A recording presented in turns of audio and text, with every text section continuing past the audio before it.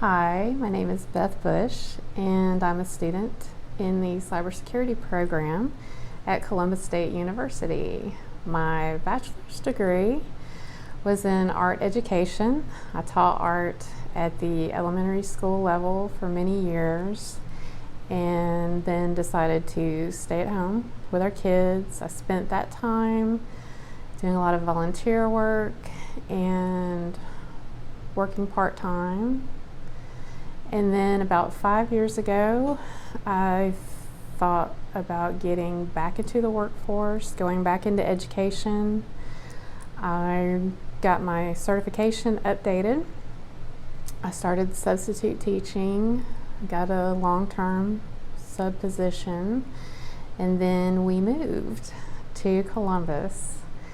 So kind of had to start over again, and right after we moved here, I took our son to Discovery Day at Columbus State, and we decided to go to the computer science program's presentation. They spoke about the cybersecurity program that was going to get started. It was very interesting to me. I decided to learn more about it and signed up, and I am very thankful for the opportunities that it is providing for me. I am applying for this internship. First and foremost, I am very interested in cybersecurity as it relates to the healthcare industry, and the McKesson Corporation is a very well-established present in the healthcare industry. I am very interested in answering the questions. What are the cybersecurity needs in the industry? What does that look like? And as your company states, you know, healthcare affects us all, and cybersecurity in relation to healthcare definitely affects us all. Keeping all of our information safe and protected is definitely very important. So I also like the fact that it's a larger corporation, that I would be well supervised and coached and have a bigger team to work for, to have more people to give me input, feedback, share their knowledge with me, their experience, more to learn, more to do. All of those things make it very interesting for me. And let's see, an example of a time that I failed, I'm going to tie it in with an example of a time when I set a goal and achieved it. So many years ago, when I first started teaching, it was my first year, and I was told that we had a student at our school who was blind. And remember, I taught visual art, so it was definitely going to be a challenge to figure out how to make that work. Well, in all of the busyness of pre-planning, learning the ropes, getting to know the people that I was going to be working with, I promptly forgot about her until the first day that her class had art. And I walked in and saw her and realized what had happened.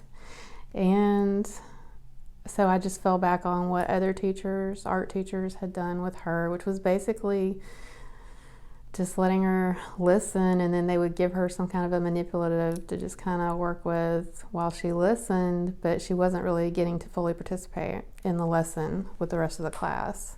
So when I walked out of there that day, I was very angry with myself, very disappointed in myself that I had let that slip by, that I was unprepared that day. I do not like that feeling at all. So tying it in with the time I set a goal, so then my goal became to turn that situation around, to get busy and figure out how I was going to adapt what we were doing for her. And the first thing I did, well, I couldn't Google it because this was so long ago that was not an option. I couldn't just look up to see how other people had handled that kind of situation. So I sat down first and foremost and thought about what it was like for her, what her experience was like sitting in art class. So I thought about the fact that everything she hears and everything she can touch, especially, is very important for her. The next step was I reached out to a coworker that I had not had the chance to get to know yet. We had an inclusion teacher, but she was only there a couple of days a week. So I scheduled time with her. We sat down, collaborated, talked about it. She helped me by brailing labels for all of the supplies that the student could use. And that allowed her to have more independence, which was another part of this goal for me, was that I wanted her to be able to do as much of it as she could without the need for help from me or from a peer in her class. So we did that.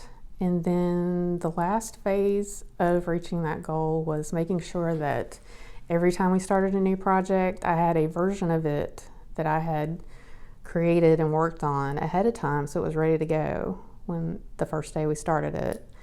And it would have some kind of a three-dimensional element to it so that she could fill out the design on her own for herself.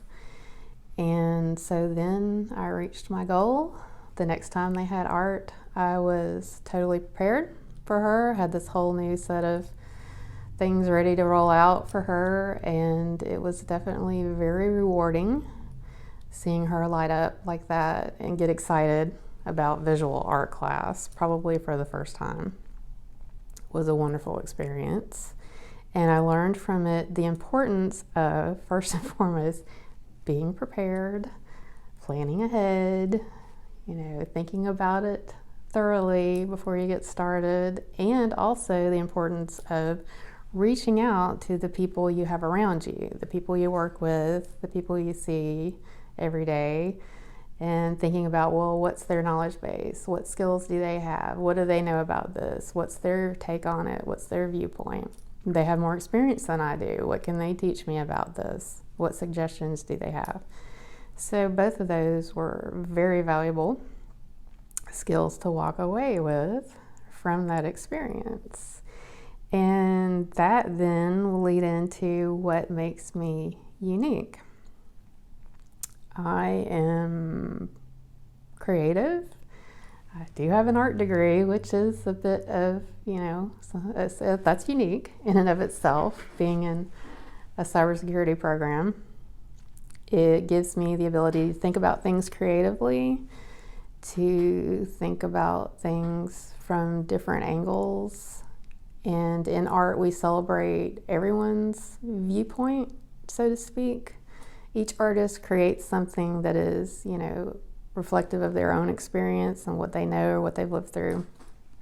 So I think any kind of project, not just an art project, that you work on, that's valuable. Being able to see how other people think about it, or how they would solve a problem or deal with an issue, and what is it that they know, what's their knowledge base, and what skills do they have that they can share with you.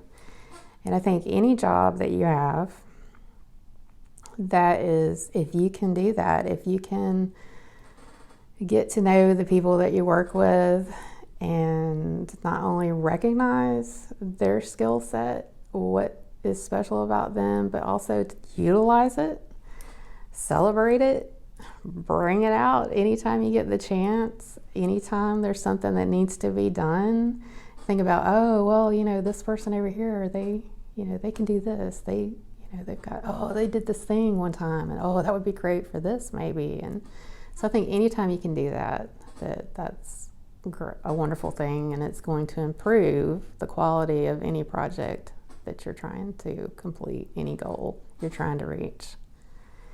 And so I think, my ability to do that, and the fact that I can also not only work with others, but I do also have the experience of presenting to other people.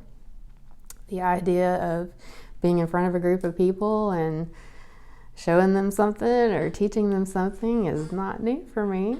It's definitely a position I've been in many times, not just with kids, but also with adults. In my volunteer experience, I've worked with senior groups, so I do have that as well. It doesn't scare me, so to speak, the idea of, having to get up in front of people. And I know that in the job description for this internship, it did talk about needing, to be able to present projects to like senior people on the team. And so that's something that I would look forward to and not, dread or be afraid of, so to speak.